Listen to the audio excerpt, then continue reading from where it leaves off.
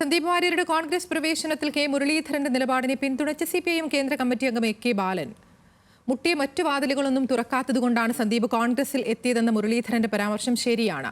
ഗാന്ധി വധത്തെക്കുറിച്ചും രാഹുൽ ഗാന്ധിയുടെ മനോനിലയെക്കുറിച്ചും പറഞ്ഞതെങ്കിലും സന്ദീപ് തള്ളിപ്പറയേണ്ടേ എന്ന് കെ ബാലൻ ചോദിച്ചു. ന്യൂസ് മലയാളത്തിന്റെ ക്രോസ് ഫയറിലായിരുന്നു പ്രതികരണം. നിങ്ങൾക്ക് കുറച്ചുകൂടി നല്ലത് മുരളി പറഞ്ഞൊരു വാചകമുണ്ട്. മുരളി നിങ്ങൾ സമ്മതിച്ചു കൊടുക്കണം. ഞാൻ അദ്ദേഹം പറഞ്ഞാലാണ് പിന്നീട് പ്രതികരിക്കുക. അദ്ദേഹം പറഞ്ഞത് എല്ലാ ഇപ്പം വന്നത് നന്നായി, എവിടെയും എടുക്കില്ല എന്ന് വന്നതോട് കൂടിയിട്ടാണല്ലോ ഇങ്ങോട്ടേക്ക് വന്നത്. ആര് പറഞ്ഞതാ? മുരളി. അതാ എൻ്റെ സംശയം. അതായത് അദ്ദേഹം സന്ദീപ് വാര്യർ CPM-ഉമായിട്ട് ബന്ധപ്പെട്ടിരുന്നില്ല എന്ന് താങ്കൾ പറയുന്നു. അപ്പോൾ പുറത്തൊക്കെയുള്ള കഥ അദ്ദേഹം CPM-ഉമായിട്ട് ബന്ധപ്പെട്ടു. ഇപ്പോൾ മുരളി പറഞ്ഞ വാക്കുകളുള്ളതുണ്ട്, CPM-ലേക്ക് ഇടം കിട്ടാതായപ്പോൾ കോൺഗ്രസിലേക്ക് പോയി എന്ന് താങ്കളെ നിഷേധിക്കുകയാണ്. അല്ല, ഞാൻ പറഞ്ഞത് മുരളി പറഞ്ഞൊരു കാര്യമുണ്ടല്ലോ, ആ മുരളി പറഞ്ഞ കാര്യത്തോട് ഞാൻ യോജിക്കുകയാണ്. അദ്ദേഹം പലരുമായിട്ട് ബന്ധപ്പെട്ടിട്ടുണ്ടാവും, ഞാനുമായിട്ട് ബന്ധപ്പെട്ടിട്ടില്ല എന്നാണ് ഞാൻ പറഞ്ഞത്. ഞങ്ങളുടെ നേതാക്കളുമായിട്ട് ബന്ധപ്പെട്ടിട്ടില്ല. അതിൻ്റെ അർത്ഥം ആരെങ്കിലും ആയിട്ട് ലൂസ് ടോക്ക് നടത്തിയിട്ടുണ്ടാവില്ല എന്ന് എനിക്ക് പറയാൻ പറ്റില്ലല്ലോ. ഔപചാരികമായോ അനൗപചാരികമായോ ഏതെങ്കിലും രൂപത്തിലുള്ള ഒരു ചർച്ച ഞങ്ങളാരും നടത്തിയിട്ടില്ല. പക്ഷെ അയാൾ പലരുമായിട്ട് ചർച്ച നടത്തിയിട്ടുണ്ടാവും. ഞങ്ങളുടെ തന്നെ അറിവ് വേണമെന്നില്ലല്ലോ. അത് ഈ മുരളിക്ക് കിട്ടിയിട്ടുണ്ടാവും.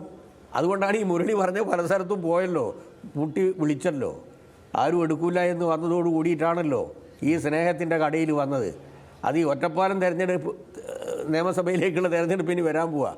അപ്പം മാത്രമാണോ ഈ കട ഉണ്ടാവുക? അല്ല, കട അതിന് ശേഷം പൊളിച്ചു പോവുക, ഗ്ലാസും പിന്നാടവും സന്ദീപ് ഒന്നും ഇല്ലാത്ത സ്ഥിതി വരുമോ? സന്ദീപ് കോൺഗ്രസിൽ ഉറച്ചു നിൽക്കില്ല എന്നാണ് നിങ്ങൾ വിചാരിക്കുന്നത്, താങ്കൾ വിചാരിക്കുന്നത്? അതായത് ഒന്ന്, ഇപ്പോൾ ഒരു കാര്യമുണ്ടല്ലോ ശ്രീ കെ ബാലൻ, അതായത് ഇദ്ദേഹം അതികഠിനമായിട്ടുള്ള വർഗീയതയൊക്കെ പറഞ്ഞിരുന്ന ഒരാളാണ്. അത് അദ്ദേഹത്തിൻ്റെ എതിർപക്ഷത്തിലെ ആളുകളെല്ലാം പറഞ്ഞു. അദ്ദേഹവും അത് ഞാനിതിനെ ജാള്യതയോടെ തള്ളിക്കളയുന്ന രാഷ്ട്രീയത്തെ എന്ന് പറഞ്ഞിട്ടുണ്ട്. അപ്പോൾ അത്രക്ക് അക്രമോത്സുകമായിട്ടുള്ളൊരു വർഗീയത പറഞ്ഞിരുന്ന ഒരാൾ കോൺഗ്രസ് പോലൊരു മതേതര ജനാധിപത്യ പാർട്ടിയിലേക്ക് വന്നത് പൊതുസമൂഹത്തിനായ ഗുണകരമാണ് എന്നെങ്കിലും താങ്കൾ സമ്മതിക്കണ്ടേ?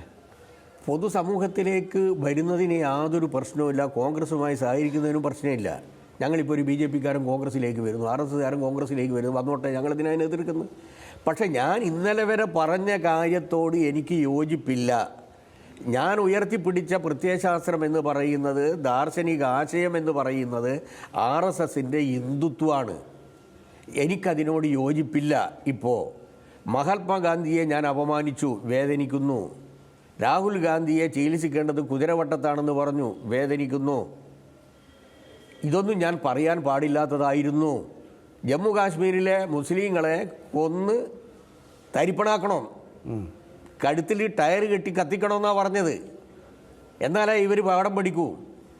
അതൊന്നും സാധാരണ നിലയിൽ നമ്മുടെ ഈ മലയാളി സമൂഹത്തിൻ്റെ മുമ്പിൽ ഇന്നേ വരെ ഈ രൂപത്തിൽ വിഷം ചീറ്റുന്ന ഒരാശയം ഒരാളും പറഞ്ഞിട്ടില്ല.